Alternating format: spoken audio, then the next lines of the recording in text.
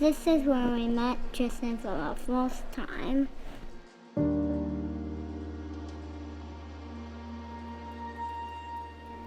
Tristan was born November 26, 2019, the youngest of our 4 boys. From the minute I saw him, I thought something looked a little off about his eyes, but none of the doctors or nurses mentioned anything or seemed concerned, so I didn't think too much more of it. When he was about 4 months old, we started noticing that he wasn't reaching for things or bearing weight on his legs like his brothers had. So we got him into PT and OT and figured he would catch up, as many children do.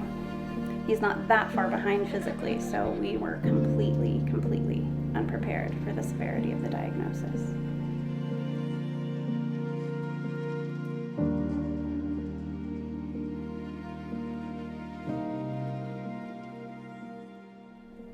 The one that hit me hardest was the fact that he would probably never speak.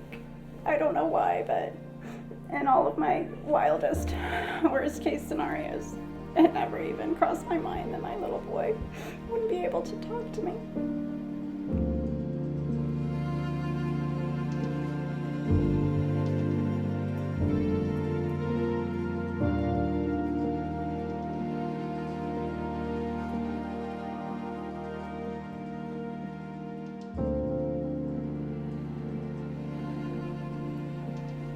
It took a long time for it to start to sink in. That first month, every single day, it was a fresh gut punch.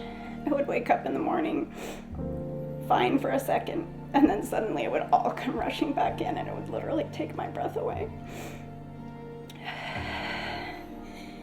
And then, about a month after the diagnosis, he had his first seizure.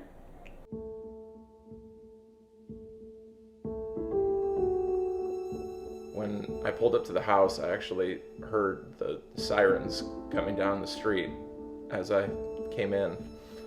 I'll never forget when I walked in to the house and saw Colt at the top of the stairs, and the look on his face said, "Daddy, something's wrong with Tristy."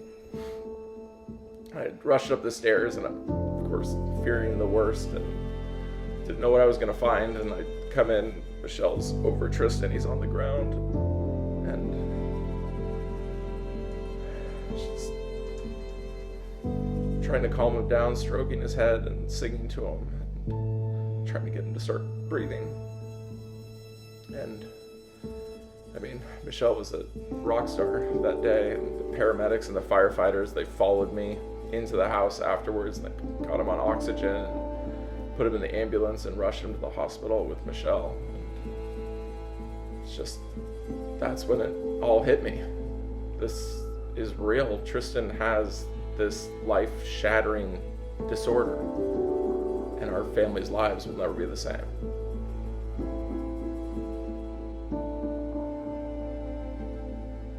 I've had to almost completely give up my private practice because of all the therapies and doctor appointments and exercises. He's in therapy 5 days a week, hours a day, but the progress is painfully slow.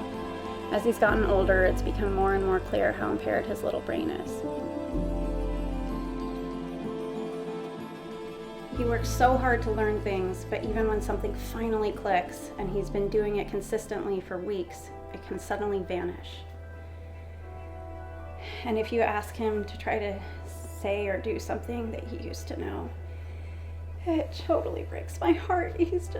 He's looking, his eyes are darting all over your face, his mouth is moving, he's breathing hard.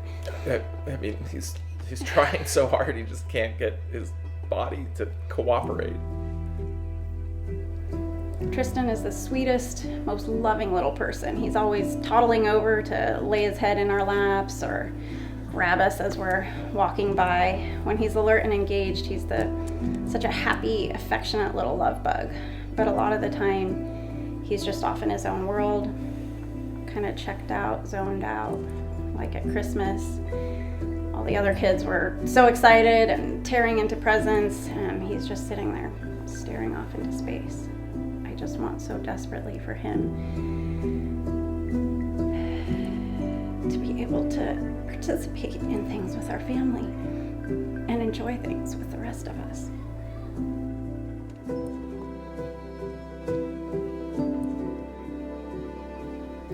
Thinking about the future is pretty overwhelming. I mean, these kids can't ever be left alone. They can't feed themselves. They can't ever even be potty trained. And it just gets harder as they get older. I mean, just imagine having a Kevin-sized toddler for the rest of your life. It becomes very difficult to do anything as a family. We see with other families, they try to do something as simple as going to a game, and they end up spending the whole time trying to keep their full-grown kid from grabbing other people's food or climbing over the seats.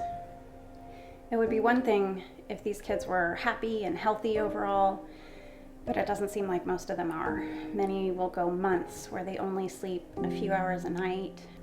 Lots of the kids are on anxiety meds for agitation, and some will go through periods where they have hours-long crying spells every day. And of course, can be impossible to figure out the problem because they can't tell you if they're in pain or what's going on.